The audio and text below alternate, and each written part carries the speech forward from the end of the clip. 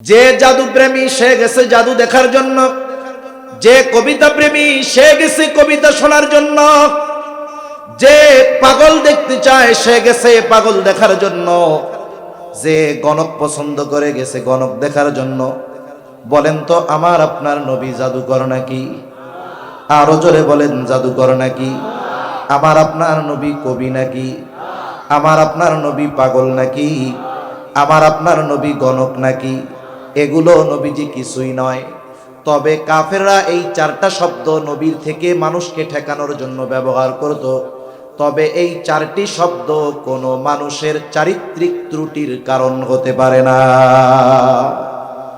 এইবার দলে দলে নবীজির কাছে গেছে জাদু দেখার জন্য। নবীর কাছে তো জাদু নাই, নবীর কাছে আছে কি? জোরে কন, কি আছে? জোরে বলেন না। নবীর কাছে আছে কোরআনুল কারীম। নবীর কাছে যে যায় নবী তারে কোরআন শোনায় দেয়। আজ থেকে ১৫০০ বছর আগে আল্লাহ তাআলা কোরআন আমার আপনার নবীর উপরে নাজিল করেছেন। ১৫০০ বছর পর গাজীপুরের মুসলমান অনেক জায়গায় এই শীতের সময় কেরাত সম্মেলন হবে, আন্তর্জাতিক কেরাত সম্মেলন। পৃথিবীর বিভিন্ন দেশ থেকে কারি সাহেবরা এসে তিলাওয়াত করবে।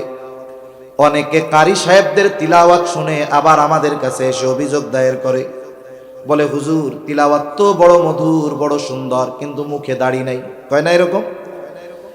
চিন্তা করে দেখেন, দাড়িবিহীন একজন কারি, আমাদের দেশে একজন ইমামের মুয়াজ্জিনের দাড়ি থাকবে না, এটা আপনি চিন্তা করতে পারবেন? মনে করেন মসজিদের মুসল্লি, সে দাড়ি কোনো মতে একটু গজাইতেও দেয় না। ও যদি দেখে ইমাম সাহেবের দাড়ি নাই, তার পিছে কিন্তু নামাজ পড়বে না। তার মানে নিজের দাড়ি নাই ঠিক, কিন্তু একজন আলেম, একজন ইমাম, একজন মুয়াজ্জিন, সে দাড়িবিহীন হবে, এটা কখনোই সে পছন্দ করে না। তা দেখেন অভিযোগ দেয় যে এরকম এরকম, কিন্তু এরপরেও শেষে কি করে? হুজুর কোরআন যা তিলাওয়াত করে হৃদয় পর্যন্ত পৌঁছায়া যায়। ওই কেরাত সম্মেলনগুলোর মধ্যে শ্রোতা যারা আসে অধিকাংশ আলেম না, আবার বড় একটা অংশ আছে কোরআন শুদ্ধভাবে পড়তে পারে না, বোঝা তো বহুদূর, কি কইতেছে হুজুর বুঝে না। কিন্তু যখন কারি সাহেব কানে হাত দিয়ে সূরাতুদ দুহা টান দেয়, কারি আব্দুল বাসেত, আব্দুস সামাদ আব্দুল বাসেতের মতো, দেখা যায় ওই মূর্খ মানুষটার হৃদয়ে ১৫০০ বছর পরের দাড়িবিহীন কারির তিলাওয়াতের প্রভাব অন্তরে এত বিস্তার লাভ করে যে মুহূর্তের ভিতরে সে আবেগ আপ্লুত হয়ে যায়, বুকের মধ্যে আন্দোলিত হয়ে ওঠে, জবান খুলে চিৎকার দিয়ে সে বলে ওঠে আল্লাহু আকবার। লাকাদ কানা লাকুম ফি রাসূলিল্লাহি উসওয়াতুন হাসানাহ লিমান কানা ইয়ারজুল্লাহা ওয়াল ইয়াওমাল আখির ওয়া যাকারাল্লাহা কাসীরা। وقال رسول الله صلى الله عليه وسلم إنما بعثت لأتمم مكارم الأخلاق أو كما قال النبي صلى الله عليه وسلم صدق الله العلي العظيم وصدق رسوله النبي الكريم ونحن على ذلك من الشاهدين والشاكرين والحمد لله رب العالمين سبحانك لا علم لنا إلا ما علمتنا إنك أنت العليم الحكيم। আমরা সবাই মুহাব্বতের সাথে দুরূদ শরীফ পাঠ করি। আল্লাহুম্মা সাল্লি আলা মুহাম্মাদিন ওয়া আলা আলি মুহাম্মাদ কামা সাল্লাইতা আলা ইব্রাহিম ওয়া আলা আলি ইব্রাহিম ইন্নাকা হামিদুম মাজিদ। আল্লাহুম্মা বারিক আলা মুহাম্মাদিন ওয়া আলা আলি মুহাম্মাদ كما باركت على إبراهيم وعلى آل إبراهيم إنك حميد مجيد الحمد لله ঐতিহ্যবাহী গাজীপুর সদরের অন্তর্গত ৬ নং ওয়ার্ড মণিপুর পশ্চিমপাড়া মসজিদ সংলগ্ন মাঠে জামিয়া আরাবিয়া বাইতুল আকসা জামে মসজিদ, জামিয়া আরাবিয়া কওমি মাদ্রাসা ও ইয়াতিমখানার উদ্যোগে হাফেজ ছাত্রদের পাগড়ি প্রদান উপলক্ষে ১০ম বার্ষিক ইসলামী মহাসম্মেলনের সম্মানিত শ্রদ্ধেয় সভাপতি, প্রধান অতিথি, বিশেষ অতিথিবৃন্দ সহ সম্মানিত শ্রদ্ধেয় উলামায়ে কেরাম, সামনে উপস্থিত মুরব্বিয়ানে কেরাম, সমবয়সী যুবক বন্ধু, স্নেহের ছোট ভাই, পর্দার অন্তরালে অবস্থানরতা সম্মানিতা শ্রদ্ধা মা ও বোন, দয়াময় আল্লাহ রব্বুল আলামিনের দরবারে অগণিত শুকর যে মহান মালিক হায়াতে বরকত দিয়ে সুস্থ রেখে গভীর রাত অবধি বিজ্ঞ উলামায়ে কেরামের জবান থেকে খুবই গুরুত্বপূর্ণ কথা শ্রবণ করবার, আমাকেও আপনাদের খেদমতে কিছু কথা বলার তৌফিক যে মহান মানিব দান করেছেন, সে মহান মানিবকে খুশি করার জন্য মোহাব্বতের সাথে জবান খুলে অন্তর থেকে আমরা একবার কালিমাতুশ শুকর পাঠ করি আলহামদুলিল্লাহ। অগণিত দুরুদ ও সালাম সাইয়্যিদুল আম্বিয়া, আশরাফুল আম্বিয়া, খাতামুল আম্বিয়া, ইমামুল মুরসালিন, রহমাতুল লিল আলামিন মুহাম্মাদুর রাসূলুল্লাহ সাল্লাল্লাহু আলাইহি ওয়াসাল্লামের উপর। সাধারণত এত রাতে কথা বলে আমি অভ্যস্ত না, আমার ঘুম আসতেছে এখন। আমি মাহফিলের মধ্যে দোয়া করতে করতে ঘুমায় যাওয়া লোক, আমার এখন ঘুম আসতেছে আর কি। এই জন্য আপনারা যদি একটু সজাগ থাকেন, দেখা যাবে আপনাদের সজাগ থাকার সুবাদে আপনাদের সাথে কিছু সময় একটু কথা বলা যাবে ইনশাআল্লাহ। যেহেতু আপনারা ইন্ডাস্ট্রিয়াল এরিয়ার লোক, স্বাভাবিক সকলের কাজকর্ম আছে, আগামী দিন হয়তো ছুটি আছে, ঠিক না? আপনারা ফজর পড়ে ঘুমাইতে পারবেন। তবে একটা কথা উইলিংলি বলে দেওয়া দরকার, যদি কোনো আল্লাহর বান্দা মনে করেন যে রাত আরো গভীর হলে তার ফজরের নামাজ ছুটে যাবে, পায়ে ধরে বলি আপনি চলে যান। কারণ আপনার একজন মানুষের ফজরের নামাজ কাজা হওয়ার পাপ সারা দুনিয়ার সব ওয়াজ মাহফিলের সওয়াব এক পাল্লায় দিলে ওই পাপের পাল্লা বেশি ভারী হবে, ঠিক কিনা বলেন?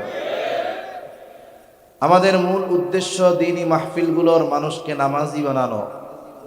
মাহফিল করতে গিয়ে যদি নামাজ কাজা হয়, প্রয়োজন নাই এই মাহফিলের। সেজন্য বিষয়গুলো আমাদের সকলের এই ব্যাপারগুলোতে সর্বোচ্চ সতর্ক হওয়া দরকার। এ দ্বীনি মাহফিলগুলো কোনো ফেস্টিভ্যাল না, এটা কোনো আনুষ্ঠানিকতার নাম নয়, একটা মাহফিল। এখান থেকে মানুষকে তার আখিরাতে সফলতা, দুনিয়ার জীবনে কিভাবে সে আখিরাতের সফলতা অর্জন করবে এই দিক নির্দেশনা দেওয়া হবে, এটাই মূল কথা। কিন্তু কেউ যদি মনে করে যে এখন এই কথাগুলো শুনতে গেলে ফজরের নামাজ কাজা হবে, আবার মনে করতে পারে যে উঠলে যদি হুজুর ওয়াজ করে বসায়া দেয়।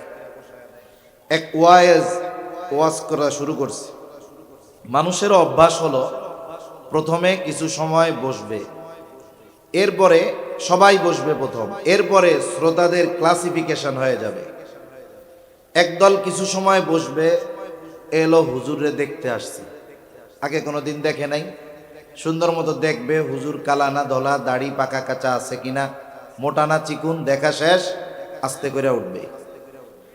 আরেকজন আসবে, আরেক ধরনের শ্রোতা, এরা আসছে শুনতে, যদি শুনতে ভালো লাগে তবেই শুনবে, শুনতে ভালো লাগলে শুনবে, যদি একটু পরে দেখে যে না শুনতে ভাল লাগতেছে না, আরেকটা রেখে চল জায়গা ভাল লাগে না। খুব কম মানুষ আছে যে সে শুধু শুনতে আসছে এমনটা নয়, বরং সে চিন্তা করবে যে যেহেতু আমার ব্যস্ততা নাই, আমি গভীর রাতে ঘুমিয়ে অভ্যস্ত, ফজরের নামাজ কাজাও হবে না, তাহলে এই বেটা আসছে, দেখি দুই চারটা কথা শুনি যেগুলো আমার জীবনের জন্য কাজে লাগে কিনা। মাহফিলে এই তিন ধরনের লোক থাকে বেশি। তা আমি আবার এই জন্য একটু সুযোগ দিয়ে দিলাম যে যার ফজরের নামাজ কাজা হওয়ার সম্ভাবনা আছে সে নির্দ্বিধায় চলে যাবেন। তা গল্প বলতে গেছিলাম, এক হুজুর ওয়াজ করতে বসছে, লোকজন তো উঠা যায়, কি করা যায়? উনি এক পলিসি নিছে, ওয়াজের শুরুতেই আইসা বলে যে আজকে আপনাকে শয়তান দেখামু। সবাই চিন্তা করতেছে শয়তান কেমনে দেখাইব। এক নাম্বার কথাটা বলার দ্বারা একটা আকর্ষণ আছে, শয়তান তো দেখাবে, কোন সময় শয়তানটা দেখায়? আপনারা মাঝে মধ্যে হকাররা শহরে বা বড় বাজারে বিভিন্ন প্রকারের গাছগাছরা বিক্রি করে, ঠিক না? বিক্রি করে কোন বাহানা দিয়ে?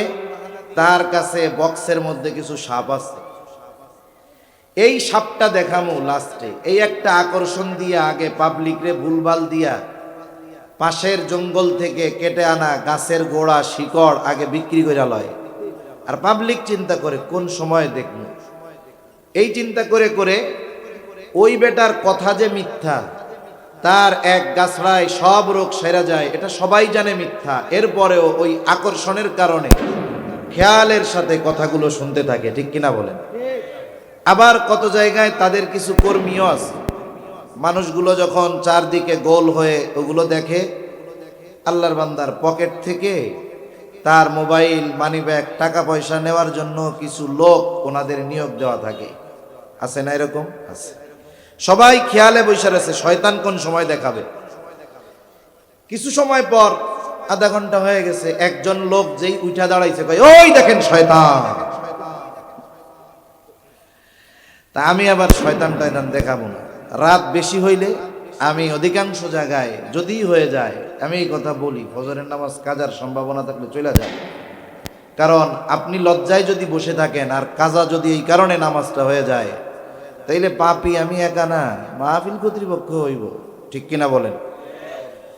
তা সম্মানিত উপস্থিতি, বেশি সময় আপনাদের কষ্ট দিব না। কোরআনুল কারীমের একটা আয়াত ও রাসূলুল্লাহ সাল্লাল্লাহু আলাইহি ওয়াসাল্লামের অগণিত হাদিস থেকে একটা হাদিস পাঠ করেছি। আল্লাহ তাআলার কাছে তৌফিক চাই, আল্লাহ তাআলা কিছু কথা বলার তৌফিক দেন যে কথাগুলো আমাদের সবার দুনিয়া এবং আখিরাতের জন্য কল্যাণকর হয়। সকলে বলি আমিন।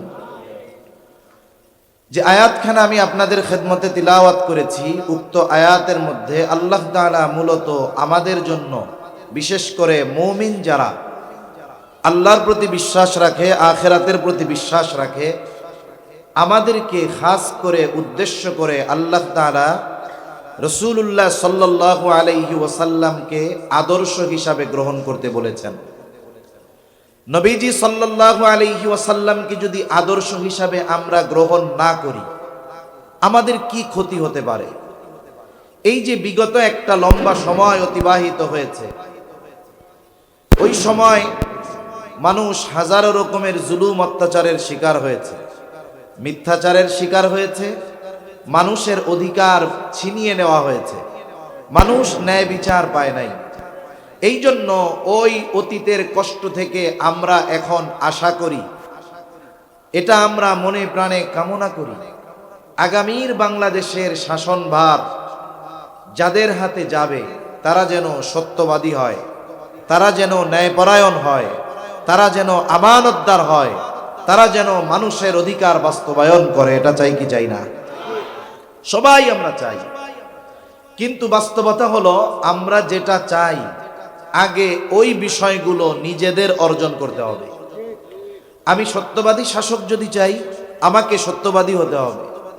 আমি যদি আমানতদার শাসক চাই, আমাকে আমানতদার হতে হবে। আমি যদি ন্যায়পরায়ণ শাসক চাই, আমাকে ন্যায়পরায়ণ হতে হবে। যদি আমি ওই গুণগুলো অর্জন না করে ওই গুণগুলো সম্পন্ন কোনো শাসক চাই, কাজ হবে না। বরং যদি নিজেদের পরিবর্তন না হয়, লিখে রাখতে পারেন, তারিখ আজকে 21শে নভেম্বর শেষ হওয়ার পথে, লিখে রাখতে পারেন আমাদের যদি চারিত্রিক পরিবর্তন না আসে, একটা সময় এই শাসকের চেয়ারে শুধু চেহারার পরিবর্তন হবে, দলের লোগো আর নামের পরিবর্তন হবে, কিন্তু চরিত্রের পরিবর্তন হবে না। এজন্য আগে আমাদের পরিবর্তন হওয়া দরকার, আমাদের নিজেদের থেকে পরিবর্তনের শুরুটা হওয়া দরকার। আর এই পরিবর্তনের শুরু যদি রাসূল আকরাম সাল্লাল্লাহু আলাইহি ওয়াসাল্লামের আদর্শের মাধ্যমে হয়, আশা করা যায় আগামীর বাংলাদেশ ইসলামের বাংলাদেশ হবে, আগামীর বাংলাদেশ ইনসাফের বাংলাদেশ হবে, আগামীর বাংলাদেশ মানুষের অধিকার পাওয়ার বাংলাদেশ হবে ইনশাআল্লাহ। এখন আসেন কোন গুণগুলো আমাদের অর্জন করা দরকার। রাসূল আকরাম সাল্লাল্লাহু আলাইহি ওয়াসাল্লামের চারিত্রিক গুণাবলী এটা এক মহাসাগরের মতো। মহাসাগরের তলদেশ খুঁজে পাওয়া সম্ভব, হিমালয়ের চূড়ায় বারবার পৌঁছে যাওয়া সম্ভব, কিন্তু রাসূল আকরাম সাল্লাল্লাহু আলাইহি ওয়াসাল্লামের চারিত্রিক সৌন্দর্যের গভীরতা, চারিত্রিক সৌন্দর্যের উচ্চতা পরিপূর্ণভাবে নির্ণয় করা এটা মানুষের জন্য অসম্ভব। কেন? কারণ নবীজি সাল্লাল্লাহু আলাইহি ওয়াসাল্লামের চরিত্র কেমন এর সত্যায়ন দুনিয়ার কোনো member, chairman, councillor, mayor, MP দেন নাই। নবীজির চারিত্রিক সৌন্দর্যের সনদ যিনি দিয়েছেন তিনি কে? আরো জোরে বলেন কে? আল্লাহ তাআলা দিয়েছেন। আবার বিষয়টা এমন না যে আল্লাহ তাআলা কোরআনুল কারীমে ওহী নাজিল করে নবীজির চারিত্রিক ব্যাপারে সত্যায়ন করেছেন, তাহলে নবুয়াতির আগে মনে হয় নবীজির চরিত্রে একটু উল্টাপাল্টা ছিল। বিষয়টা এমন নয়, বরং নবীর চরিত্র নবুয়াতির আগেও যেমন ছিল নবুয়াতির পরেও তেমন। তবে নবুয়াতির আগে আর পরের ভিতরে তফাৎ কি? একটা উদাহরণ দিলে বুঝতে সহজ হবে। কষ্ট হচ্ছে না তো আপনাদের? একটু চা দিয়ে দাও। ঘুম আসতেছে নাকি? একটা তাকবীর দেন, নারায়ে তাকবীর। আমরা নবীজির আলোচনা করতেছি। নবীজির আলোচনা করা এটা ইবাদত, কারণ নবীজির আলোচনাকে সমুন্নত করেছেন কে? আল্লাহ তাআলা বলেন ওয়া রাফা'না লাকা যিকরাক, আমি আপনার আলোচনাকে সমুন্নত করে দিয়েছি। নবীজির আলোচনা কত উচ্চ, কত মহান। যেখানেই আল্লাহ সেখানেই নাম হবে মুহাম্মাদুর রাসূলুল্লাহ। আজান দিবেন, আল্লাহর নামের সাথে সাথে নবীজির নাম আছে না নাই? নামাজ পড়বেন, আল্লাহর নামের সাথে সাথে নবীজির কথা আছে না নাই? আমি দোয়া করব, আল্লাহ বলেন আমার হাবিবের নাম উচ্চারণ করবা না, যেখানে গিয়ে যত বিনয়ের সাথে দোয়া করো না কেন আমি আল্লাহ কবুলও করব না। সুবহানাল্লাহ। তাহলে নবীজির নাম সব জায়গায় আছে, নবীজির আলোচনা সব জায়গায় আছে, স্বয়ং আল্লাহ নবীজির আলোচনা করে। এজন্য আমরাও করতেছি, এজন্য এটা এখন বরকতময় একটা মজলিস। তা মনে করেন আপনাদের একজন বিদেশ থেকে একটা স্বর্ণের বার কিনে আনছে। স্বর্ণের বার চিনেন তো? আমরা চিনবো না কেন? আমাদের শাহজালাল বিমানবন্দরে কত ধরা পড়ে, ওইখানে স্বর্ণের খনি আছে। একজন একটা স্বর্ণের বার কিনে এনেছে বিদেশ থেকে 10 বছর আগে, কিছুই বানায় নাই। স্বর্ণটা সুন্দর মতো ঘরের মধ্যে সংরক্ষণ করে রাখছে আলমারির মধ্যে দীর্ঘদিন। এই দীর্ঘদিন যদি কোনো স্বর্ণ অব্যবহৃত থাকে, আলমারির মধ্যে থাকে, বলেন তো ওই বারটা যখন সে কিনেছিল, স্বর্ণের বারের যেই উজ্জ্বলতা ছিল, 10 বছর পরে স্বর্ণের বারের সেই উজ্জ্বলতা কি থাকবে? থাকবে না। আলহামদুলিল্লাহ। কিন্তু এই স্বর্ণের বারের উজ্জ্বলতা না থাক, দাম কি কমে যাবে নাকি? পিতলের মতো দেখা যায়, যাক, দাম কমবে না। স্বর্ণকারের কাছে নিয়ে একটু আগুনে পোড়াইলে অথবা অ্যাসিড পানির মধ্যে একটা চুবনি দিয়া দিলে আগের মতো উজ্জ্বল হয়ে যাবে, ঠিক না? তাহলে উজ্জ্বলতা থাক আর না থাক, স্বর্ণের দাম কমবে না কখনো। অনুরূপভাবে নবীজির নবুয়াতির আগের চরিত্র স্বর্ণ, এটা কেমন যদি উপমা দেই, হয়তো এই স্বর্ণ একটু উজ্জ্বল কম। আর নবীজির পরবর্তী নবুয়াত পরবর্তী চরিত্র কেমন? বলে ওটাও স্বর্ণ, কিন্তু কি ওটার উজ্জ্বলতা বেশি। কেন?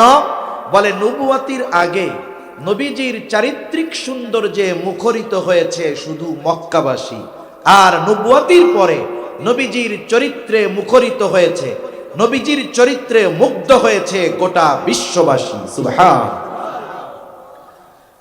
রাসূলুল্লাহ সাল্লাল্লাহু আলাইহি ওয়াসাল্লামের এই চারিত্রিক সৌন্দর্য নবুয়াতির পরে না, বরং নবুয়াতির আগেও ছিল। আল্লাহ সুবহানাহু ওয়া তাআলা বিশেষ ব্যবস্থাপনার মাধ্যমে আমার আপনার নবীজির চরিত্রকে নবুয়াতির আগেও হেফাজত করেছেন। সুবহানাল্লাহ বলেন। একটা মূল কথা মনে রাখবো আমরা। মূল কথাটা কি? শরীয়তে ইসলামে আমার আপনার নবীজির নবুয়াতির পরে যত কিছু হারাম করা হয়েছে ইসলামে, আমার আপনার নবী নবুয়াতির আগে ওই ধরনের কোনো কাজ করেন নাই এবং আল্লাহ তাআলা আমার আপনার নবীর দ্বারা ওই ধরনের কোনো কাজ সংগঠিত হতেও দেন নাই। সুবহানাল্লাহ। প্রথম বিষয়, নবীজির মাধ্যমে নবুয়াতির আগে ওই সমস্ত বিষয় সংগঠিত আল্লাহ হতে দেন নাই যেগুলো নবুয়াতির পরে আল্লাহ হারাম করেছেন। কেন কেন নবীজিকে করতে দেন নাই? অনেক জবাবের মধ্যে একটা জবাব, আমাদের দেশে অনেক মানুষ আছে তার জীবনের বড় একটা অংশ পাপাচার, গোনা এগুলোর মধ্যে কাটে। দেখা যাবে দাওয়াত ও তাবলীগের মেহনতে গিয়ে অথবা কোনো হক্কানি বুজুর্গের সোহবতে এসে লোকটা ভালো হয়ে গেছে। লোকটাকে দাওয়াত ও তাবলীগের মেহনতের ভাইরা খুব বুঝিয়ে সুজিয়ে 3 চিল্লার জন্য নিয়ে গেছে। গেছিল দাড়ি ছাড়া, আসছে দাড়ি নিয়ে। গেছিল খালি মাথায়, আসছে পাগড়ি বেঁধে। গেছিল শর্ট জামা গায়ে, আসছে জুব্বা গায়ে দিয়া। এই 4 মাসে লম্বা দাড়ি এলাকায় যখন আসছে, 4 মাস আগের সন্ত্রাসীকে দেখে মনে হচ্ছে এই মাদ্রাসার কোনো মোহতামিম সাহেব হবে। বলেন তো, এই লোকের 4 মাস আগের চরিত্র আর 4 মাস পরের চরিত্র কি সেম? এক না। 4 মাস আগে তার যেই কাজগুলো ভালো লাগতো 4 মাস পরে আর ভালো লাগবে না। 4 মাস আগে সে যে কাজগুলো করত এখন ওই কাজগুলো আরেকজনকে করতে দেখলে তার কষ্ট লাগবে। এখন সে নামাজ পড়ার জন্য মসজিদের দিকে রওনা হয়েছে, আপনাদের মসজিদে আসতেছে। আসার পথে বাজারে চায়ের দোকান, 4 মাস আগে যেখানে বসে সে আড্ডা দিত, বিড়ি সিগারেট খাইতো, ইফটিজিং করত, সে দোকানটার দিকে তাকিয়ে দেখে দোকানে সব আছে, শুধু সে নাই। তার হৃদয়ে একটা চিন্তা আসছে, আরে আমার বন্ধু, আত্মীয় স্বজন, প্রিয়জন, পরিচিত জন এরাই তো, আমিও তো একদিন এদের মধ্যে ছিলাম। আল্লাহ তাআলা আমাকে এই পাপাচার থেকে বাঁচিয়েছেন। আল্লাহ চাইলে আল্লাহ আমাকে মাফ করবেন, কিন্তু আমি চাই না একা জান্নাতে যাইতে, এই লোকগুলারেও নিয়ে যাইতে চাই। এই চিন্তা করে দোকানের সামনে দাঁড়ায়া বয়ান শুরু করে দিছেন যে ভাইরা, চাচারা, মৌত কোন সময় চলে আসে বলা যায় না। জন্ম হয়েছে, ধারাবাহিকতা আছে, মৃত্যুর কোনো সিরিয়াল নাই। হতে পারে 5 মিনিট পরে আমি লাশ হয়ে যাব। আসেন, আল্লাহ আমাদেরকে বিনা কারণে দুনিয়ায় পাঠান নাই, আমরা সময়গুলো এভাবে নষ্ট না করে চলেন মসজিদে গিয়ে নামাজটা পড়ি, গোনা ছেড়ে দে। এই যে সুন্দর কথা যখন সে বলবে, বলেন তো ওই জায়গার সব মানুষের তার এই ভালো কথাগুলো ভালো লাগবে? কয়েকজন চিন্তা করবে কথা তো ঠিক, কয়েকজন চিন্তা করবে সাথে যাই, আর কয়েকজন বিরক্তি হয়ে জবাব দিবে, দুরুমিয়া 6 মাস আগে তোমার ঠেলায় টিকতে পারি নাই, এখন আল্লাহর ওলি হয়ে গেছো, তাই না? এই রকম তিরস্কার করে খোঁচা মেরে কথা বলার লোক সমাজে আছে না নাই? বলেন তো, যেই লোকটা ভালো কথার দাওয়াত দিল, তার ফিডব্যাক, প্রতি উত্তর যদি এই ধরনের কথার মাধ্যমে হয়, তার দিলে কষ্ট লাগবে কি লাগবে না? আল্লাহ তাআলা এটা চান না যে নবীজি তার উম্মতকে কোনো বিষয়ে নিষেধ করবে, দাওয়াত দিবে, আর মক্কার কাফেররা নবীজিকে উদ্দেশ্য করে বলবে, মুহাম্মদ তুমি আমাদের মদ পান ত্যাগ করতে বলতেছো, অথচ কয় বছর আগে তুমি নিজেই করছো। তুমি আমাদেরকে গান বাদ্য ছাড়তে বলতেছো, অথচ তুমি এটা আগে নিজেই করছো। তুমি আমাদেরকে মূর্তি পূজা ছাড়তে বলো, অথচ তুমি এক সময় এটা করছো। এই ধরনের কোন কথা যেন আমার আপনার নবীকে কেউ না বলতে পারে, এই জন্য নবুয়াতির পরে আল্লাহ যেগুলো হারাম করেছেন ওই ধরনের কোনো কাজ নবুয়াতির আগে আমার আপনার নবীর মাধ্যমে কখনো হয় নাই। সুবহান। বরং নবুয়াতির বহু পরে মদ হারাম হয়েছে, নবুয়াতির পরেও মদ বৈধ ছিল। 4 ধাপে আল্লাহ তাআলা মদকে হারাম করেছেন। নবুয়াতির পরেও মদ খাওয়া জায়েজ ছিল, সাহাবায়ে কেরাম খেয়েছেন, কিন্তু কেউ এ কথা বলতে পারবে না নবুয়াতির পরে মদ পান তো বহুদূর। আমার আপনার নবী নবুয়াতির আগে কোনোদিন মদ পান বহুদূর, মদের পেয়ালা ধরেছেন, মদের মজলিসে বসেছেন, নবুয়াতির আগে এই কথা নবীর সবচাইতে বড় দুশমন আবু জেহেল উতবা সাইবাও বলতে পারে নাই। কেমন ভাবে আল্লাহ হেফাজত করেছেন একটা উদাহরণ দিই। নবীজি বলেন যে আমি তখন বালক,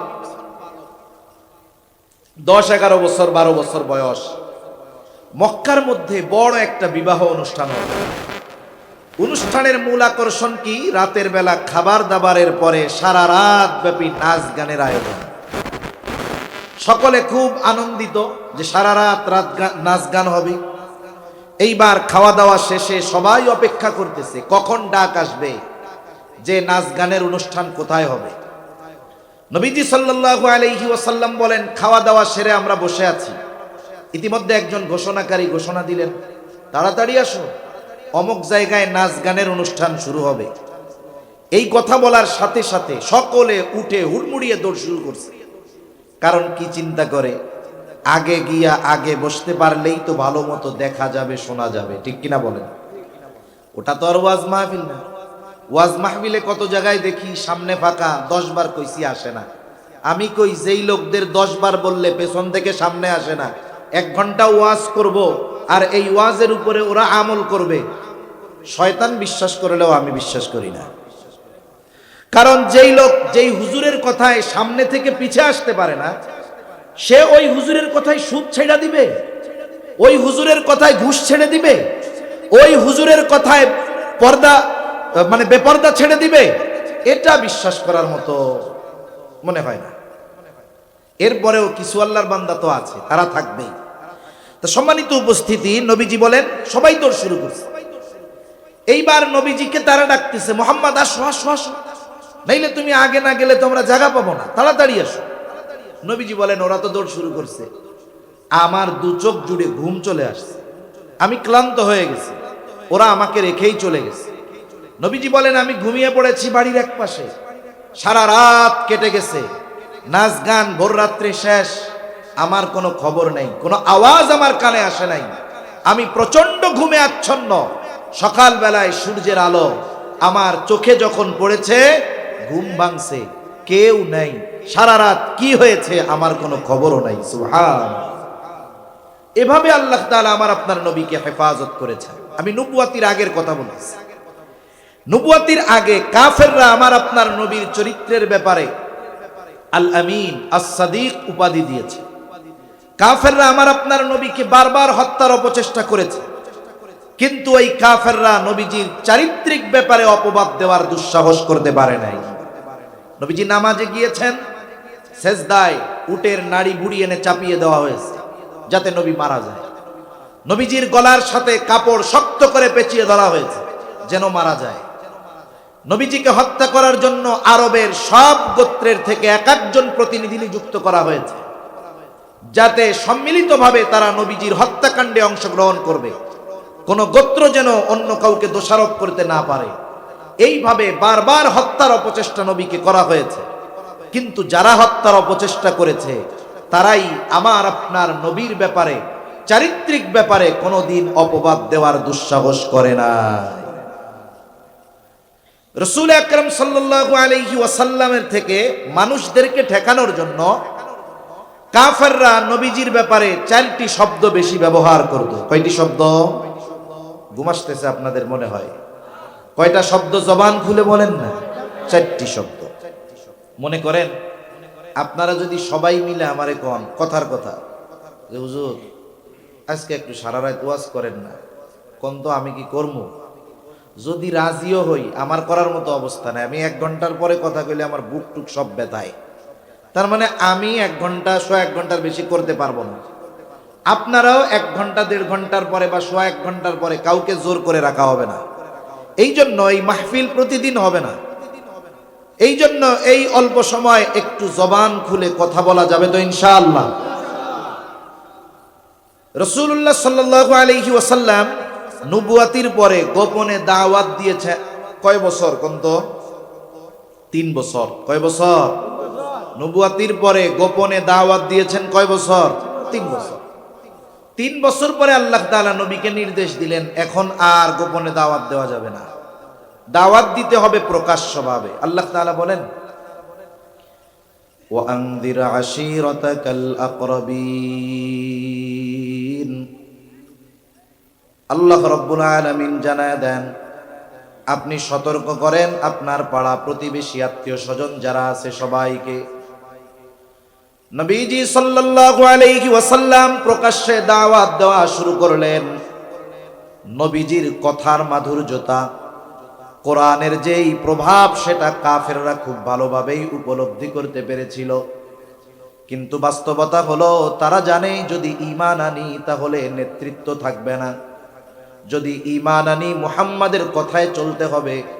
শুধুমাত্র নেতৃত্ব হারানোর কারণে আবু জেহেল, উতবা, সাইবা এই ভয়ে তারা ঈমান আনত না। কিন্তু তারা চিন্তা করতেছে মুহাম্মদ তো প্রকাশ্যে দাওয়াত দিচ্ছে, ওই জাহেলিয়াতের সময়ও প্রতি বছর হজের সময় হজ অনুষ্ঠিত হতো।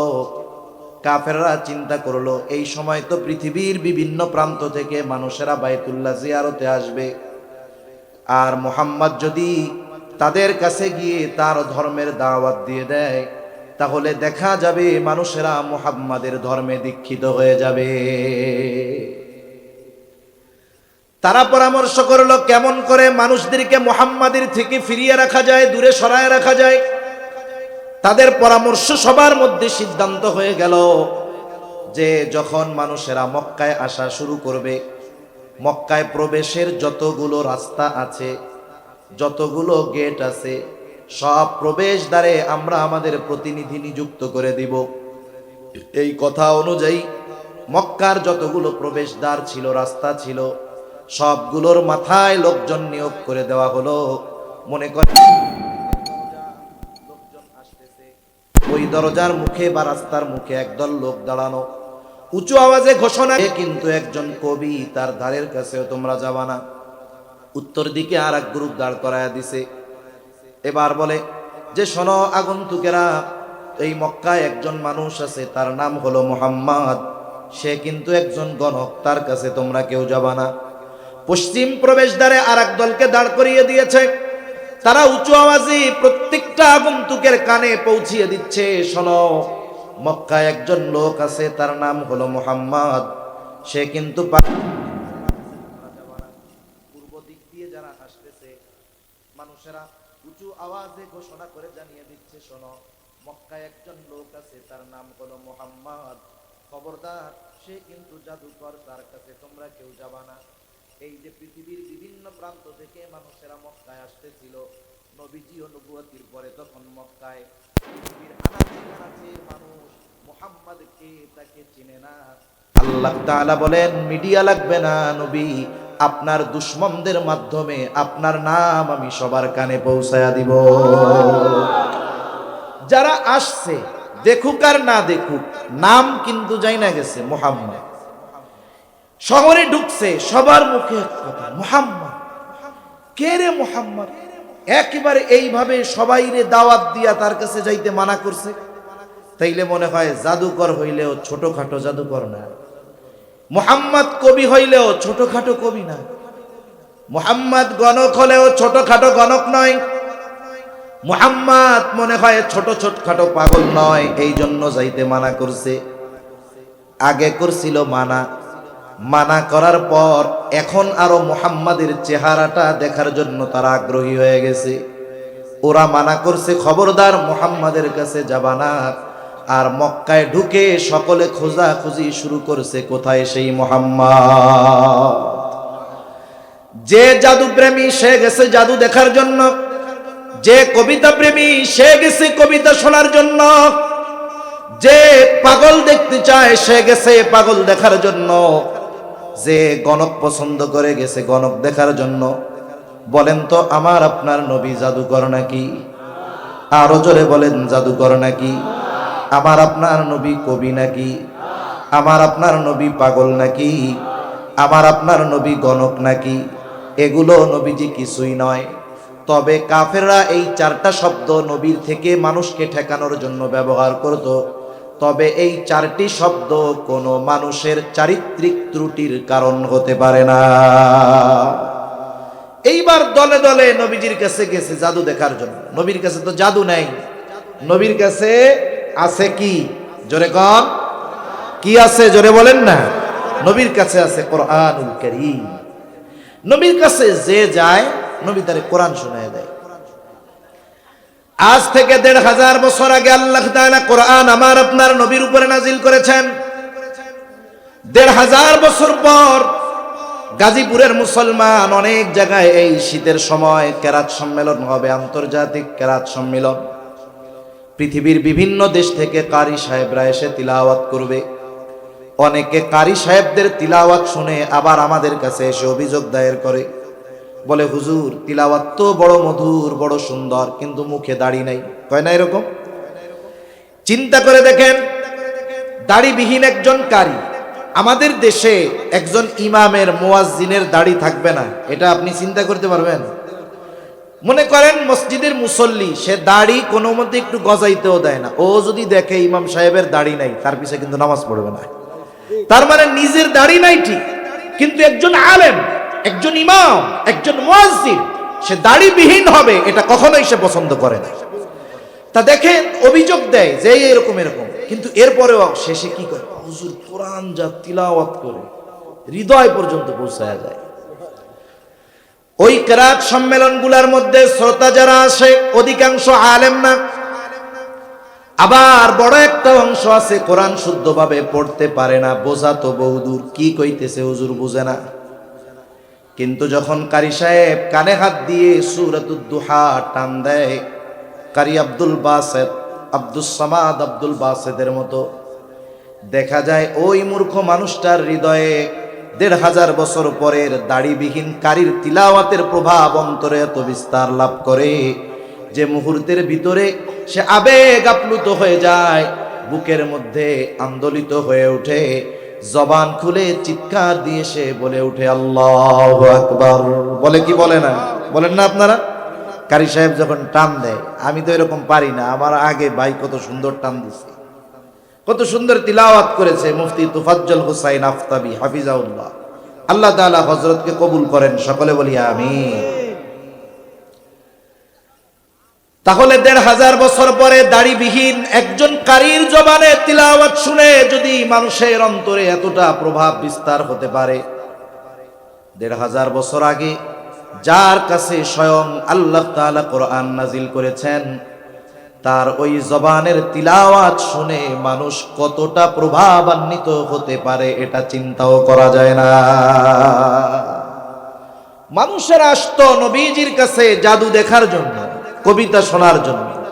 নবী শুনিয়ে দিতেন কি? জোরে বলেন, কোরআন। যিনি পড়তেছে কোন মানের কারি, যারা শুনতেছে অধিকাংশই কোরআন বুঝে। যখন শুনতো, জাদু দেখতে আসছে, নবীজি কোরআন শোনায় দিছে, দেখা গেছে অন্তরে ঈমানের নূর আলো প্রজ্বলিত হয়ে গেছে। সুবহান। এই জন্য কাফেররা নবীজির থেকে মানুষদেরকে ঠেকানোর জন্য নবীর ব্যাপারে এই ৪টা শব্দ ব্যবহার করেছে, কিন্তু সফলতা অর্জন করতে পারে নাই। কিন্তু কাফেররাই নবীজির চরিত্রে মুগ্ধ হয়ে তাকে উপাধি দিয়েছে আল আমিন আস-সাদিক। আমি নবীজির হাজারো গুণাবলীর মধ্য থেকে ২-৩টা গুণের কথা আপনাদের খেদমতে আলোচনা করব। কে কে শুনবেন না একটু হাত উঁচা করেন। আচ্ছা, শুনবেন না, ঠিক আছে। আমরা শুধু শুনবো না, ইনশাআল্লাহ আমল করব। কারা কারা? নারায়ে তাকবীর, নারায়ে তাকবীর, মাশাআল্লাহ। আপনার ১ নম্বর গুণ নবীজি, তিনি হলেন সাদিকুল মাসদুক, সত্যবাদী নবী। নবীজির সত্যবাদিতার এই সত্যায়ন শুধু আল্লাহ দিয়েছেন তা নয়, নবুয়াতির ২০ বছর আগে কাফেররা নবীজির উপাধি দিয়েছে। আপনি আস-সাদিক, সত্যবাদী, আল আমিন, বিশ্বস্ত, আমানতদার। সুবহানাল্লাহ। নবীজি যখন ৩ বছর পরে গোপনে দাওয়াত দিয়া প্রকাশ্যে দাওয়াত দিবেন আল্লাহর নির্দেশে, নবীজি চিন্তা করছেন সব কথাগুলা একসাথে সবার কাছে কেমনে পৌঁছানো যায়। এখনের জামানায় তো ফেসবুক আছে, আপনি যদি আপনার ফেসবুকে একটা পোস্ট দেন, আপনার সাথে যারা সংযুক্ত আছে, অ্যাড আছে, আপনার কথা, আপনার খবর সবার কাছে পৌঁছে যায়, ঠিক না? ওই জামানায় তো ফেসবুক ছিল না, ইউটিউব ছিল না, ইন্টারনেট ছিল না। নবী চিন্তা করলেন কোথায় দাঁড়ানো যায়। আল্লাহ তাআলার আদেশ, ওয়া আনদির আশিরাতাকাল আকরাবিন, এই আদেশ পালনার্থে নবীজি উঠে গেলেন সাফা পাহাড়ের উপর। মক্কার সাথে লাগানো সাফা পাহাড়। আর এক বর্ণনায় আসছে আবু কুবাইস পাহাড়। দুইটা যদিও শব্দের ভিন্নতা মনে হয়, কিন্তু বাস্তবতা হলো দুটোই একই জিনিস। কেন বলে সাফা পাহাড়টা হলো আবু কুবাইস পাহাড়ের অংশ। এই আবু কুবাইস পাহাড় তথা সাফা পাহাড়ে নবী দাঁড়ালেন। এই আবু কুবাইস পাহাড়ের একটা বৈশিষ্ট্য, মর্যাদা মক্কার কাফেরদের কাছে ছিল, সবার কাছে ছিল। কোন মানুষ যদি জুলুমের শিকার হতো অথবা অন্য কোনো কারণে সাহায্যের প্রয়োজন হতো, ওই মানুষটা হোক আরবি অনারবি, ধনী অথবা গরিব, মূর্খ অথবা শিক্ষিত, সে যেই হোক, আবু কুবাইস পাহাড়ে উঠে সে যদি সাহায্যের জন্য মক্কাবাসীকে আহ্বান করত, তাহলে মক্কাবাসী দেখতো না ব্যক্তিকে। ওই পাহাড়ের আজমতের কারণে যেই হোক তার সাহায্যের জন্য মক্কার মানুষ ছুটে আসতো। সুবহানাল্লাহ। আজকে এই আবু কুবাইস পাহাড়ে অপরিচিত কোন ব্যক্তি উঠে দাঁড়ান নাই, দাঁড়িয়েছে কে? মক্কাবাসী যাকে উপাধি দিয়েছে আল আমিন। সুবহানাল্লাহ। নবীজি সাফা পাহাড় তথা আবু কুবাইস পাহাড়ে উঠে মক্কাবাসীকে আহ্বান করলেন, আল আমিন আমাদের ডেকেছে। সকলে দলে বলে একেবারে বুড়া গুড়া সব চলে আসছে। কোলের সন্তানকে নিয়ে মা হাজির, বৃদ্ধ মানুষ লাঠি ভর দিয়ে, কাঁধে ভর দিয়ে হাজির। ও মুহাম্মদ, কেন আপনি আমাদেরকে এখানে একত্রিত করেছেন? নবীজি প্রথমে বলতেছেন, শোনো, আমি যদি তোমাদেরকে এই খবর দেই, এই কথা বলি, এই পাহাড়ের পেছন দিকে পাদদেশে একদল অশ্বারোহী সৈন্য তোমাদের উপরে আক্রমণ করার জন্য অপেক্ষা করতেছে। আকুনতুম মুসাদ্দিকিয়া, তোমরা কি আমার এই কথার সত্যায়ন করবা নাকি? নবীজি প্রশ্ন ছুড়ে দিলেন। উপস্থিত একবারে সব মানুষ যারা মুখ দিয়ে কথা বলতে পারে, সকলে সমস্বরে বলে, মুহাম্মদ, কেন বিশ্বাস করব না? ইতিপূর্বে আমরা তোমাকে কখনো মিথ্যাবাদী পাই নাই, বরং আমরা তোমাকে সর্ব অবস্থায় সত্যবাদী পেয়েছি। বিগত 43 বছরে তুমি একটা মিথ্যা কথাও বলো নাই, আর আজকে মিথ্যা কথা বলবা, এটা হতেই পারে না। তাহলে নবীজির সত্যবাদিতার গুণ কেমন ছিল? আফসোস এই উম্মতের জন্য যে আমাদের সকাল শুরু হয় মিথ্যা দিয়ে, দিন শেষ হয় মিথ্যা দিয়ে। আমরা সত্য থেকে দূরে সরে গিয়েছি। নবীজি শুধু নিজেই সত্যবাদী ছিলেন তা নয়, উম্মতকেও সত্যবাদী হওয়ার জন্য নবীজি গুরুত্ব আরোপ করেছে। রাসূলুল্লাহ সাল্লাল্লাহু আলাইহি ওয়াসাল্লাম বলেন, ইন্নাস সিদকা ইয়াহদি ইলাল বির ওয়া ইন্নাল বিররা ইয়াহদি ইলাল জান্নাহ। নবীজি বলেন, নিশ্চয়ই সত্য মানুষকে কল্যাণের পথ দেখায়, আর কল্যাণ মানুষকে জান্নাতের পথ দেখায়। একজন মিথ্যা কথা বলে আর সে জান্নাতের পথিক হতে চায়, এটা সম্ভব নয়। একটা মানুষ যদি সত্যবাদিতার উপরে অটল অবিচল থাকে, এই দুনিয়াতে তাকে চলতে একটু কষ্ট হতে পারে, ঠিক, কিন্তু এই মানুষটা জান্নাতের পথের পথিক হবে। শুধু তাই নয়, নবীজি এরপরে বলেন, একটা মানুষ যখন সত্যবাদিতার উপরে থাকে, সত্য বলতেই থাকে, একটা সময় এই ব্যক্তি আল্লাহ তাআলার নিকটে সত্যবাদী বলে গণ্য হয়ে যায়, সিদ্দিক বলে গণ্য হয়ে যায়। এরপরে নবীজি বলেন, ওয়া ইন্নাল কিযবা ইয়াহদি ইলাল ফুজুর ওয়া ইন্নাল ফুজুরা ইয়াহদি ইলান নার। নবীজি বলেন, মিথ্যা মানুষকে পাপের পথ দেখায়, আর পাপ মানুষকে জাহান্নামের পথে নিয়ে যায়। নবীজি বলেন, একটা মানুষ যখন মিথ্যা কথা বলতেই থাকে, একটা সময় ওই ব্যক্তি আল্লাহ তাআলার নিকটে কাযযাব তথা মিথ্যাবাদী বলে গণ্য হয়ে যায়। তা আমরা কি মিথ্যা কথা বলবো? কখনো আর বলবো? বরং মিথ্যা বলার দ্বারা জাগতিক পরলৌকিক উভয় জগতের ক্ষতি রয়েছে। আমি ছোটবেলায় স্কুলে পড়ছি, প্রথমে ক্লাস 3, 4, 5 হবে আর কি। একটা বই আছে 3, 4 বা 5-এ, এক দুষ্টু রাখালের গল্প। পড়ছেন কেউ? কে কে পড়ছেন? একটু হাত উঁচা করেন তো। মাশাআল্লাহ, অনেকেই আমার দলের লোক আছে। এখনের পাঠ্যপুস্তকগুলো যেমন ছিল কিছুদিন আগেও, ওখানে তো মানুষ গড়ার শিক্ষা ছিল না, ওখানে শয়তান গড়ার শিক্ষা ছিল, ঠিক কিনা বলেন? সেই জন্য শিক্ষা ব্যবস্থায় সর্বোচ্চ পরিবর্তন দরকার। ওই সময় আমরা পড়েছি, গল্প পড়েছি, কিন্তু জীবনের জন্য শিক্ষা নিয়েছি। এই গল্পটা কি রকম? এক রাখাল একদিন মনে করতেছে মানুষের সাথে একটু মজা করবে, ধোকা দিবে আর কি। হঠাৎ করে চিৎকার করছে, বাঘ বাঘ বাঘ। আশেপাশের সব লোক ছুটা চলে আসছে লাঠি সোটা নিয়ে। বাঘ কইরে? আমি তো তোমাদের সাথে একটু মজা করছিলাম। এখন বলেন তো, এই কথা শোনার পরে লোকজন খুশি হবে না রাগ হবে? সবাই বিরক্ত হয়ে রাগ হয়ে চলে গেছে। কিছুদিন পরে আবার এই শয়তানে ওরে ধরছে। ও আবার বলতেছে ওই দিন, বাঘ বাঘ বাঘ বাঘ। এবার ডাক সবাই শুনছে, কিন্তু সবাই আসে নাই, অল্প কয়েকজন আসছে। বাঘ কই? বলে আমি তো তোমাদের সাথে একটু মজা করলাম। পরবর্তীতে একদিন সত্যিই বাঘ আসছে। এইবার গলা ফাটায় চিৎকার করে, বাঘ বাঘ বাঘ বাঘ বাঘ বাঘ। বলেন তো আজকে কি মিথ্যা কথা কয়? সবাই শুনতেছে সত্য কথা, কিন্তু আজকে কেউ আর আসে না।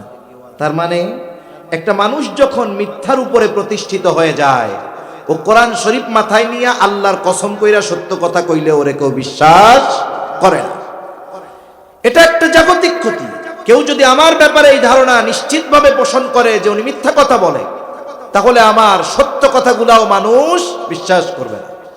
সম্ভবত 2-3 বছর আগে রাজশাহী ইউনিভার্সিটিতে একটা ঘটনা ঘটছে। কষ্ট হচ্ছে না তো আপনাদের? কথা বুঝতেছেন তো?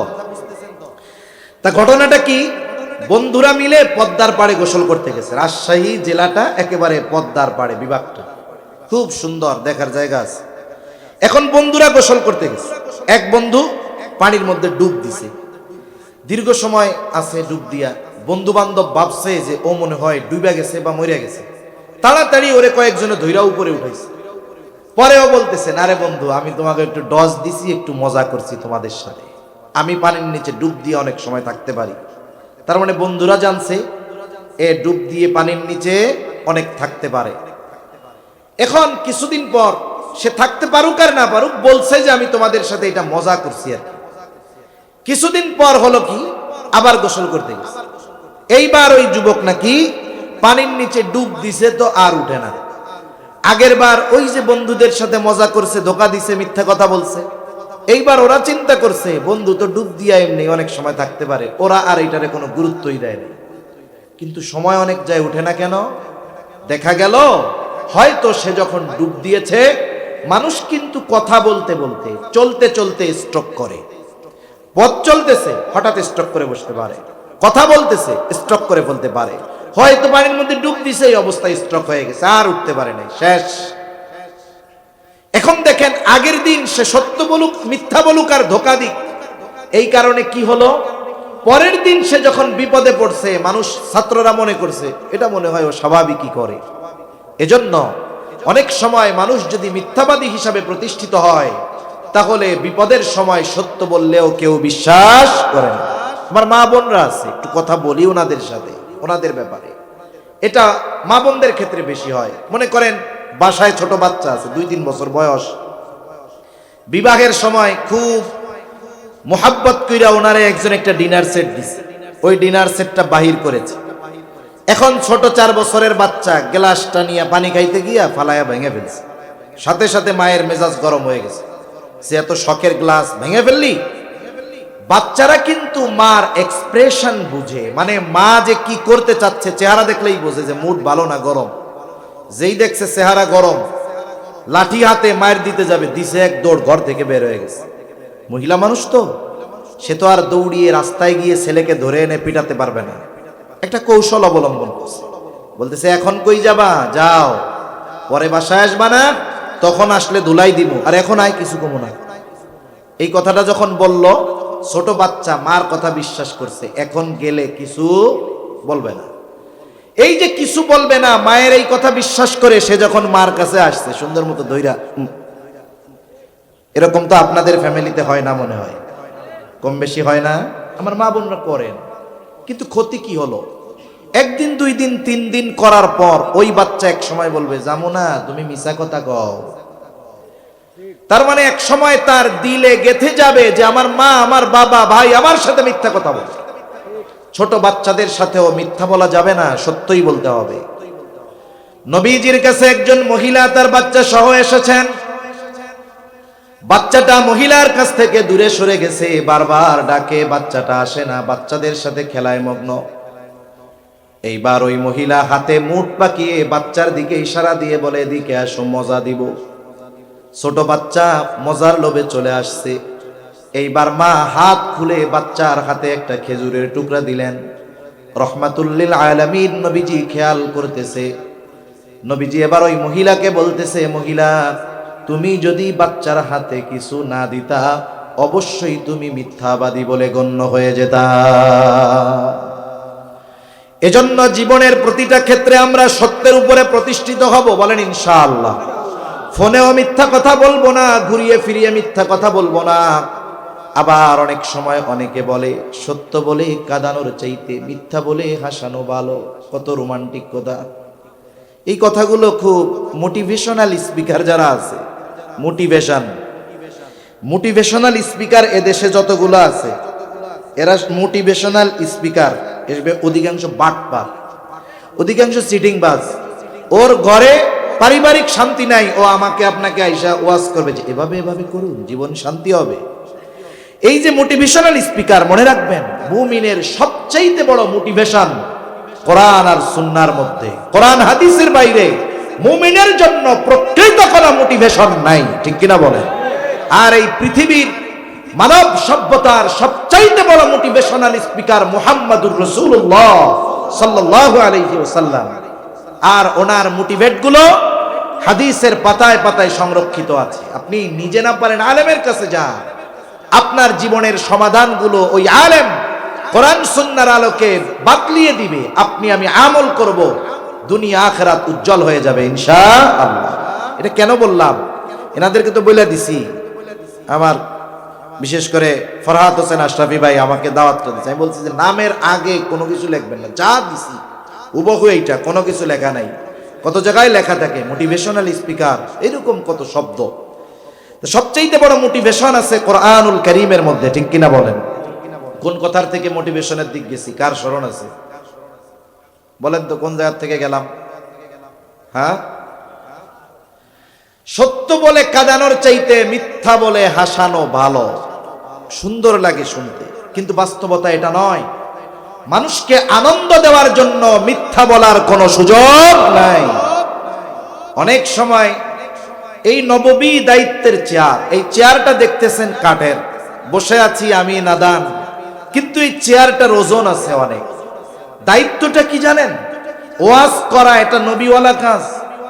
আগের নবীর উম্মতদের সবার ওয়াজ করার অধিকার ছিল না, কিন্তু রাসূলুল্লাহ সাল্লাল্লাহু আলাইহি ওয়াসাল্লাম চলে গেছেন, ওনার দায়িত্ব উম্মতের উলামায়ে কেরামের উপরে দিয়ে গেছেন। আগের কোন নবী তার নবুয়তির যেই কাজ, এই কাজের দায়িত্ব কোন উম্মতের কোন আলেমকে দেয় না, কিন্তু রাসূল সাল্লাল্লাহু আলাইহি ওয়াসাল্লাম তার কাজগুলো পরিচালনার দায়িত্ব দিয়েছেন কাদের? উলামায়ে কেরাম। এজন্যই নবী বলেন, ইন্নাল উলামা ওয়ারাসাতুল আম্বিয়া, আলেমরা হলো নবীগণের ওয়ারিস। এই আমাদের মতো অনেক আলেম ওয়াজের চেয়ারে বসবে, আর মানুষও আসবে একটা এন্টারটেইনমেন্ট মনে করে, মানে মজা নেওয়ার জন্য। চিন্তা করে যে যেই হুজুর আসছে এ হলো অলরাউন্ডার। কেন? কয় ভাই যা হাসান হাসায় না। আর একজন কয় হ ভালো, কিন্তু কাদাইতেও পারে। আর একজন কয় যা রসের রসের চুটকি গল্প বলে না সেই লাগে। আর একজন কয় শুধু ওইগুলা না, যে সঙ্গীত গায় শিল্পীরাও ফেল। আর একজন কয় আরে না না, কেরাতটাও ভালো, টান দেয়। তাহলে একজনের মধ্যে যখন 5 in 1 পেয়ে গেল, তাইলে অসুবিধা কি? এই হুজুরে দিয়েই সব হবে। ওয়াজ শুনতে আসলো আমলের জন্য না, মজা নেওয়ার জন্য। ফেস্টিভ্যাল, একটা অনুষ্ঠান, আনুষ্ঠানিকতা মনে করে আসলো। আমরাও চিন্তা করি যে আমি যাবো, আমারে এত হাদিয়াটা দিয়ে দিব, আমি যদি একটু না জমাইতে পারি হয় নাকি? একটু কৌতুক বলার সময় দেখা যায় মিথ্যা কথা বলে, আরেকজনকে ছোট করে, গল্প বলতে গিয়ে কোনো এলাকার মানুষদেরকে তুচ্ছতাচ্ছিল্য করে, এই ধরনের গল্প মিথ্যা সাজানো, এই ধরনের চেয়ারে বসে বলা হয় কি হয় না? জোরে বলেন। এটা নববিদায়িত্বের চেয়ার, এটার একটা ওজন আছে। এই জন্য এখানে বসানোর ক্ষেত্রেও যাচাই বাছাই করতে হবে এই চেয়ারে কাকে বসানো যায়। যেন তেন ব্যক্তি আসলেই তার পেছনে নামাজ পড়ি না আমরা, কিন্তু ফেসবুক সেলিব্রিটি ভাইরাল হলেই আমার তো মনে হয় এটা আপনারাও মানবেন, আজকে যদি এই মাহফিলে প্রধান আলোচক হিসাবে আমাকে নয়, যদি হিরো আলমকে দাওয়াত দেওয়া হতো, এই মাঠে লোক ধরতো না। এত আস্তে কইলেন? আচ্ছা, এইখানে কোন ব্যক্তি বলতে পারবেন যে হিরো আলম কোরআন দিয়ে ওয়াজ করতে পারবে? পারবে? এরপরেও এই ওয়াজ মাহফিলে যদি হিরো আলমকে দাওয়াত দেওয়া হইতো, এখানে এই মাঠে সম্ভব ছিল না, ঠিক কিনা কোন? তার মানে যেই কয়টা আসতো একটাও কোরআন হাদিস মানতে শুনতে আসে না। এজন্য যদি বাস্তবতাই আমরা ওয়াজ মাহফিল আমলের জন্য শুনতাম, বলতাম, করতাম, তাহলে আমাদেরকে বাহির থেকে আনা লাগতো না।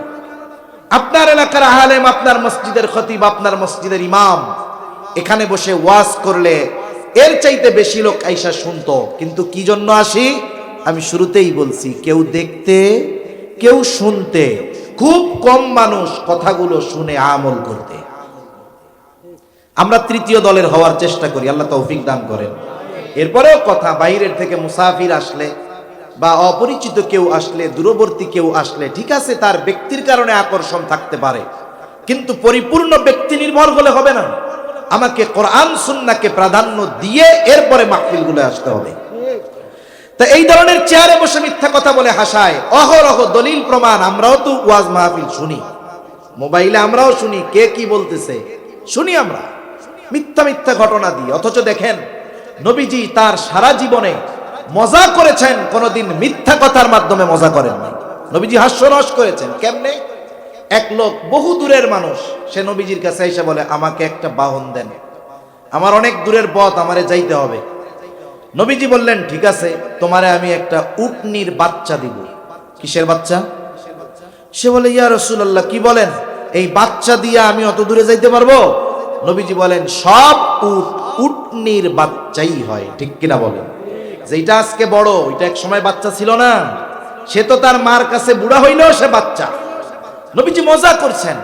সত্য কথার মাধ্যমে হাস্যরস করা কোনো অসুবিধা নাই, কিন্তু মিথ্যা বলার মাধ্যমে আনন্দ দেওয়ার কোনো সুযোগ নাই। সেটা তো পাপ। যদি এই চেয়ারে বসে বলে, সেটা জঘন্য এক কবিরা গুনাহ। এজন্য আমাদেরকে আলোচনা শ্রবণ করার ক্ষেত্রে ব্যক্তি যাচাই বাছাই করতে হবে। ইউটিউবে ভিউ আর আসলে লোক বেশি হবে, অর্জন করব সত্যবাদিতার গুণ। 2 নাম্বার, ন্যায় পরায়ণতার গুণ অর্জন করব। মনে রাখতে হবে, প্রত্যেকটা মানুষ জীবনের কোনো না কোনো ক্ষেত্রে বিচারক। অনেক সময় আপনি আপনার পারিবারিকভাবে বিচারকের দায়িত্ব পালন করবেন, সামাজিকভাবে করবেন, আল্লাহ যদি কবুল করে রাষ্ট্রীয়ভাবেও করতে পারেন। যেখানেই দায়িত্বের আমাদেরকে বিচারের দায়িত্ব দেওয়া হবে, অবশ্যই অবশ্যই আমরা প্রত্যেক জায়গায় ন্যায় বিচার তথা ইনসাফমূলক বিচার করব। এ পৃথিবী দীর্ঘকাল ইনসাফ দেখে না, ন্যায় বিচার দেখে না। এ দেশ তো দেখেই নাই, গোটা পৃথিবীর কোথাও ইনসাফ নাই। যদি ইনসাফ ন্যায় বিচার থাকতো, তাহলে ফিলিস্তিনের নিরস্ত্র 1.5 লক্ষর বেশি শিশু, বৃদ্ধ, নারীদেরকে অন্যায়ভাবে ওই ইসরায়েল ইহুদিরা হত্যা করতে পারত না। পৃথিবী থেকে ইনসাফ শেষ হয়ে গেছে। আমরা আমাদের নিজেদের থেকে ইনসাফকে পুনরুজ্জীবিত করব, বলেন ইনশাআল্লাহ। প্রথম বিষয় থাকতে হবে, ন্যায় বিচার কেন হয় না? এর অনেকগুলো প্রত্যক্ষ পরোক্ষ কারণ আছে।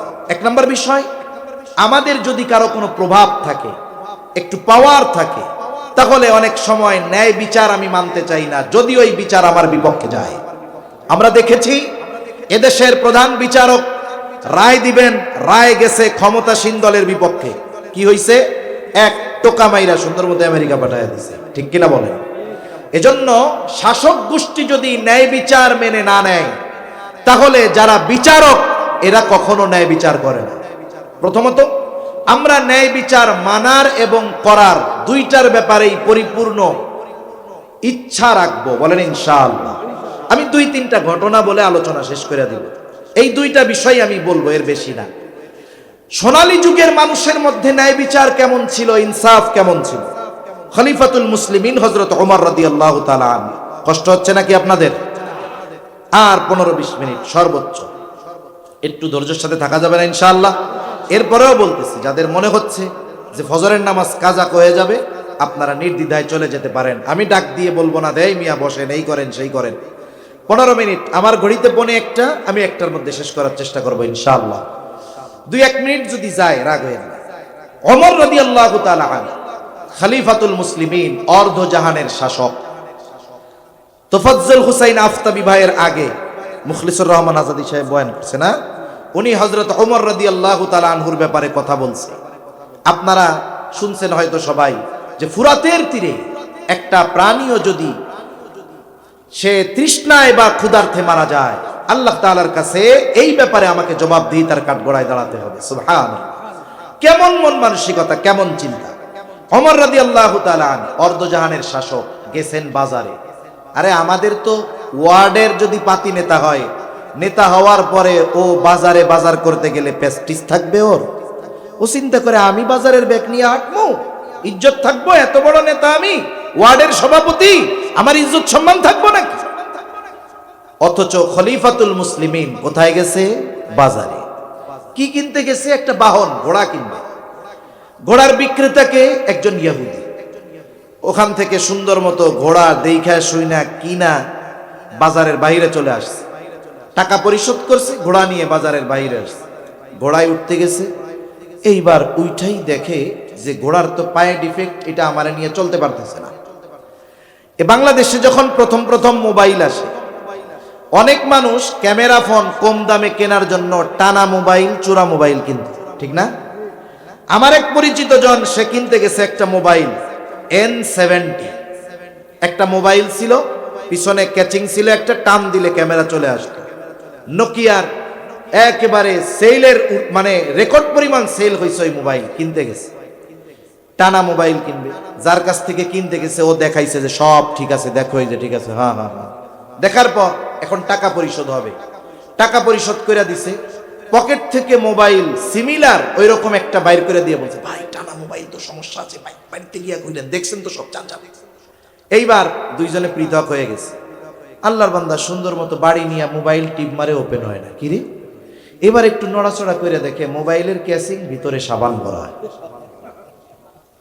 ভেতরে কি 120 গ্রামের লাক্স সাবান বইরা চালায় দিছে। তা উনি যখন বাজারের বাইরে গেছে, গিয়ে দেখে ঘোড়ার পায়ে ডিফেক্ট। আবার আসছে, ওই মিয়া কি গুড়া দিছো, তোমার গোড়ায় সমস্যা। কয় না, আমি ঠিক গুড়া দিছি। খলিফাতুল মুসলিমিনের সাথে তর্ক বিতর্ক শুরু হয়ে গেল। হযরত ওমর রাদিয়াল্লাহু তাআলা আনহুর সাথে তর্ক করতেছে একজন ইহুদি অর্ধ জাহানের শাসকের সাথে। হযরত ওমর রাদিয়াল্লাহু তাআলা আনহু বলেন, তোমার আর আমার মধ্যে মীমাংসার জন্য তৃতীয় আরেকজনকে ফয়সালাকারী হিসাবে নির্ধারণ করো।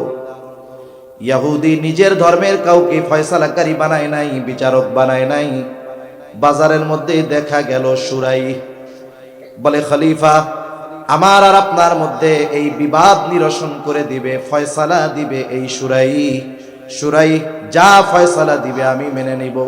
খলিফাতুল মুসলিমিন বলে, হ্যাঁ আমিও মেনে নিব।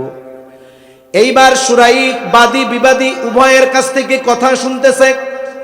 রাসূলুল্লাহ সাল্লাল্লাহু আলাইহি ওয়াসাল্লাম বিচারকদের যেই দিক নির্দেশনা দিয়েছেন, এর মধ্যে অন্যতম হলো, যিনি বিচারক হবেন সম গুরুত্ব সহকারে বাদী বিবাদী উভয়ের কথা তিনি শ্রবণ করবেন। বাদী যদি পাওয়ারফুল হয়, বিবাদীর কথা বিচারক শোনে না। বিবাদী যদি পাওয়ারফুল হয়, বাদীর কথা শোনে না, পারলে ওরে উল্টার গাড় ধরে জেলে বইরা দেয়, ঠিক কিনা বলেন? কিন্তু উভয়ের কথা সমগুরুত্ব সহকারে শুনতে হবে। বাদী যদি রাষ্ট্রের প্রধান হয়, বিবাদী যদি রাষ্ট্রের ফকির হয়, বিচারক উভয়ের কথা সমগুরুত্ব সহকারে শুনতে বাধ্য। এবং যিনি বিচারক হবেন, দ্বৈত নীতি গ্রহণ করতে পারবেন না, ডাবল স্ট্যান্ডবাজি করতে পারবেন না। উনি এটা পারবেন না যে ওই ব্যক্তির সাথে শত্রুতা আছে এই সুযোগে কামড়া বাগায় দেয়, বরং আল্লাহ তাআলা বলেছেন বিচার প্রার্থী যদি তোমার দুশমন হয় তার ব্যাপারেও ন্যায় বিচার করবা। আদেশ কার? আদেশ আল্লাহ। এটা আমরা পাই নাই, আমাদের দুর্ভাগ্য। আল্লাহ তাআলা বলেন ওয়ালা ইয়াজরিমান্নাকুম শানাআনু কওমিন আলা আল্লা তা'দিলু ই'দিলু হুয়া আকরাবু লিত্তাকওয়া। আল্লাহ রাব্বুল আলামিন বলেন কোন সম্প্রদায়ের উপরে বিদ্বেষ বশত তোমরা তাদের উপরে অবিচার করবে না। কারো উপরে তোমার বিদ্বেষ আছে, এই কারণে যেন অবিচারের ব্যাপারে তোমার প্রতি কোনো তোমার মধ্যে যেন ওটা জাগ্রত না হয়, প্ররোচিত তোমাকে যেন না করে, তুমি ওটার দ্বারা প্রভাবান্বিত হবা না, বরং শত্রুও যদি তোমার কাছে বিচার চাইতে আসে তুমি ন্যায় বিচার করবা। শুরাই দুইজনের কথা শুনে খলিফাতুল মুসলিমিনকে বলে আপনি কি চান? খলিফাতুল মুসলিমিন বলে আমি চাই সে এই ঘোড়াটা ফেরত নিবে, ফেরত দিতে চাই। বলে খলিফাতুল মুসলিমিন সে ঘোড়া ফেরত নিতে বাধ্য, তবে আপনি যখন তার কাছ থেকে ঘোড়াটা কিনেছেন কেমন নিছেন? কই সব ভালো দেখা দেখা নিছি। এরপরে বাজার থেকে যখন বাহির হয়েছি তখন দেখি ঘোড়ার মধ্যে সমস্যা, তার মানে কেনা বেচার মজলিসের মধ্যে সমস্যা ধরা পড়ে নাই। মনে করেন এক মজলিসের মধ্যে আমরা আছি, এনার কাছ থেকে আমি একটা জিনিস কিনলাম, টাকাও পরিশোধ হয়েছে, মালটাও বুঝে নিয়েছি, কিন্তু এখনো দুইজন আলাদা হই নাই। হঠাৎ দেখতে পাইলাম একটা ডিফেক্ট, যদিও টাকা পকেটে চলে গেছে, মাল আমার কাছে। আমি যখন বলবো যে আপনার মালে সমস্যা, ওনার বলার অধিকার নাই যে মাল ফেরত নিব না, বরং ওই মজলিসের মধ্যে হওয়ার কারণে উনি মাল ফেরত নিয়ে আমার টাকা ফেরত দিতে বাধ্য। কিন্তু খলিফাতুল মুসলিমিন তো কেনা বেচার মজলিস ছাইড়া চলে গেছে বাজারের বাইরে। যখন বলতেছে ওর কাছ থেকে তো কেনার সময় ভালোই দেখা কিনছি, এইবার শুরাই বলে খলিফাতুল মুসলিমিন আপনি তাকে ফেরত দিতে পারবেন, তবে আপনি তো ভালোটাই কিনছেন, এখন যদি ফেরত দিতে হয় ওর কাছ থেকে যেমনটা বুঝে নিয়েছেন তেমনটাই ফেরত দিতে হবে। বলেন রায় কার পক্ষে গেছে? খলিফার পক্ষে না বিপক্ষে? কোন বাপের বেটাই বাংলাদেশে ছিল বিচারক, রায় দিবে আর প্রধানমন্ত্রীর বিপক্ষে যাবে? ও তো কোর্ট থেকে বাড়ি আসতে পারবে না, বাড়ি এসে বহুদূর, এজলাস থেকে নাইমা ওর চেম্বারেই যেতে পারবে না। খলিফাতুল মুসলিমিন চুপ হয়ে গেছে। একটু পরে বলতেছে হ্যাঁ শুরাই এটাই ন্যায় বিচার, এটাই ন্যায় বিচার। ন্যায় বিচারের পুরস্কার কি? এমনটা বলে নাই যে কত বড় সাহস আমার বিরুদ্ধে রায় দিলা, এমনটা বলে নাই, বলে ন্যায় বিচার। এইবার বলতেছে শুরাই আমি তোমাকে নিয়োগ দিয়ে দিলাম, যাও কুফার প্রধান বিচারকের আসন খালি, আমি তোমাকে নিয়োগ দিয়ে দিলাম, আজকে থেকে তুমি প্রধান বিচারক কুফা। ন্যায় বিচার করেছে, রায় খলিফার বিপক্ষে গিয়েছে, পুরস্কার কি? বলে কুফার প্রধান বিচারক। ওমর রাদিয়াল্লাহু তাআলা আনহুর সময়, উসমান রাদিয়াল্লাহু তাআলা আনহুর সময়, আলী রাদিয়াল্লাহু তাআলা আনহুর সময়, মুআবিয়া রাদিয়াল্লাহু তাআলা আনহুর সময়কাল পর্যন্ত শুরাই কুফার প্রধান বিচারকের দায়িত্ব পালন করেছে। অনেক ঐতিহাসিক রায় ওনার থেকে আসছে। ওনার কথা বলতে গেলে আর অন্য দিক চলে যাবে। সর্বশেষ একটা হাদিস বলে আলোচনা শেষ করব।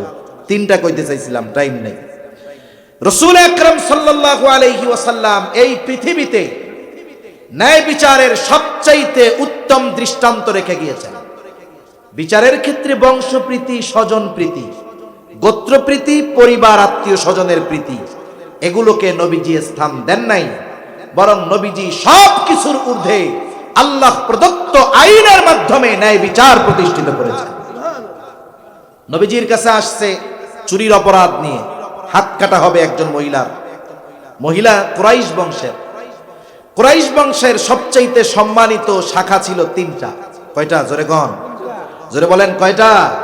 এগুলো মনে রাখতে হবে, কিছু কিছু কথা মনে রাখতে হয়, এগুলো দরকার, আমাদের জানা থাকে না। কুরাইশ বংশের হাশেমি গোত্র, উমাইয়া গোত্র আর মাখজুম গোত্র। আমার আপনার নবী জন্ম নিয়েছেন কুরাইশ বংশের হাশেমি গোত্রে। এই গোত্র কেমন সম্মানিত? জিবরাইল আলাইহিস সালাম বলেন আমি পূর্ব থেকে পশ্চিম, উত্তর থেকে দক্ষিণ সমগ্র পৃথিবী ভ্রমণ করেছি, কোথাও কুরাইশ বংশের হাশেমি গোত্রের মতো সম্মানজনক গোত্র আমি কোথাও পাই নাই। সুবহানাল্লাহ। এই কুরাইশ বংশের হাশেমি গোত্রের, কুরাইশ বংশের মাখজুম গোত্রের একজন নারী চুরি করেছে। তার বংশ তো কুরাইশ। বিচার হবে নবীজি হুজরার ভিতরে, সাহাবায়ে কেরাম চিন্তা করতেছে কুরাইশ বংশের মেয়ে চুরির অপরাধে যদি হাত কাটা হয় তাহলে ইহুদিরা কাফেররা বলবে দেখ কুরাইশ বংশের মহিলা এগুলো চোর। আমাদের তো বদ খাসলাত আছে, মনে করেন মোল্লা গোষ্ঠীর একজন চুরি করছে, কেউ থাকলে মাইন্ড করবেন না, বোঝানোর জন্য বলতেছে। চুরি করছে মোল্লা গোষ্ঠীর একজন ব্যক্তি, যে চুরি করেছে অপরাধ তার, দায় তার। কিন্তু আমাদের অভ্যাস কি, ওই যে চুরি করছে মোল্লা গোষ্ঠীর লোক ধরা পড়ার পরে পরের দিন সকালে মোল্লা গোষ্ঠীর কেউ দেখলেই কয় ও চোরের গোষ্ঠীর লোক কেমন আছো, বলে কি বলে না? তাহলে দোষ একজনের চাপিয়ে দেওয়া হলো পুরো গোত্র বংশের উপরে। ইসলাম থাকলে অপবাদ দেওয়ার অপরাধে টাস টাস করে 80টা বেতের বাড়ি মেরে দেওয়া হইতো। সেজন্য কোন অপরাধ, ব্যক্তির অপরাধ, পুরা বংশের উপরে এই অপরাধ চাপিয়ে দেওয়ার কোনো সুযোগ নাই। কাফেরদের অভ্যাস ছিল। সাহাবায়ে কেরাম নবীকে ভালোবাসে, নবীর বংশরেও ভালোবাসে। চিন্তা করতেছে যদি যায় কয়, এই কথা যদি বলে হয়তো নবী জানে না মেয়েটা কুরাইশ বংশের, নবীরে জানানোর দরকার। এই চিন্তা করে কার মাধ্যমে নবীরে জানানো যায়?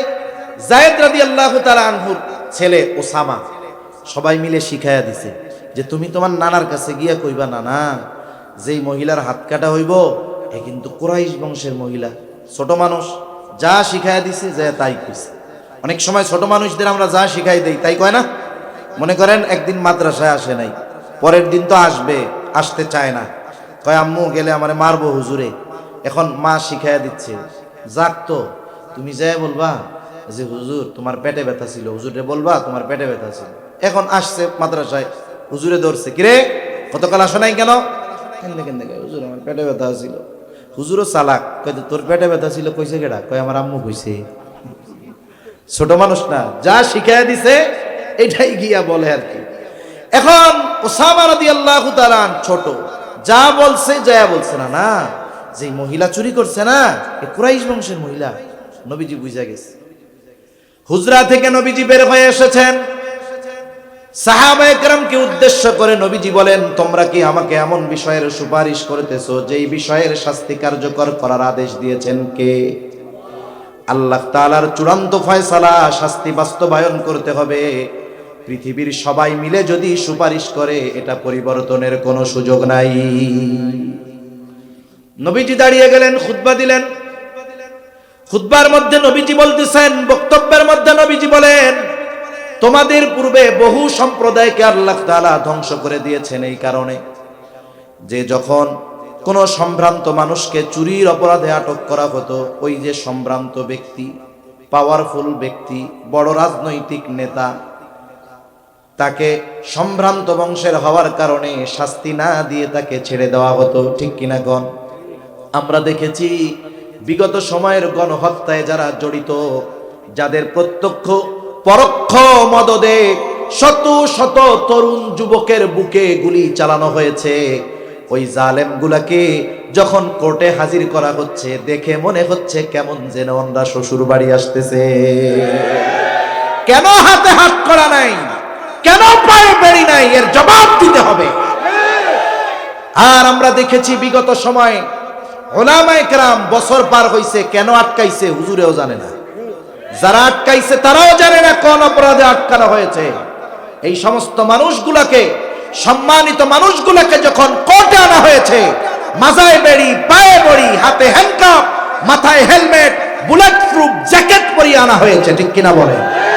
আমার তো মন চাই আমি যদি পাওয়ার পাইতাম ওদেরকে নাকে খত দিয়ে কোর্টে উঠাইতাম। সেজন্য বুঝতে হবে, সম্ভ্রান্ত আর পদ পদবি থাকলেই বিচারের ক্ষেত্রে ইনসাফহীনতা করার কোনো সুযোগ নাই। যদি যারা বেইনসাফি করবে আমাদের হয়তো সাইজ করে দিবে, মইরা মারা ফেলাবে, মইরা যাবো আর কি। কিন্তু মনে রাখো, এই কারণে যদি মরেও যাই আখিরাতে আল্লাহর সামনে দাঁড়ানো যাবে। কিন্তু যারা এই জালেম হত্যাকারী, এদেরকে সম্মান দিয়ে খুনিদেরকে আদালতে আনতেছ, মনে রাখো ইনশাআল্লাহ এর জবাব হয়তো চিরেই তোমরা আবারও পেয়ে যাবে। সেজন্য সম্ভ্রান্ত ব্যক্তি হলেই অপরাধ মাফ করে দিতে হবে, এর কোনো সুযোগ নাই। তাহলে যদি আল্লাহর গজব আসে কেউ বাঁচতে পারবে না। এজন্য নবীজি বলেন, চুরি করেছে সম্ভ্রান্ত ব্যক্তির মানুষ, তাকে ছেড়ে দেওয়া হয়েছে। আবার একই অপরাধ যখন কোনো দুর্বল করত, জয়ীফ করত, গরিব করত, তার উপরে শাস্তি কার্যকর করা হতো। নবীজি বলেন, এই কারণে অতীতে বহু সম্প্রদায়কে আল্লাহ তাআলা ধ্বংস করে দিয়েছেন। এইবার নবীজি কি বলেন? নবীজি এবার বলতেছেন, আইমুল্লাহ, আল্লাহর শপথ, লাউ আন্না ফাতেমাতা বিনত মুহাম্মদ সারাকাত লাকাতাতু ইয়াদা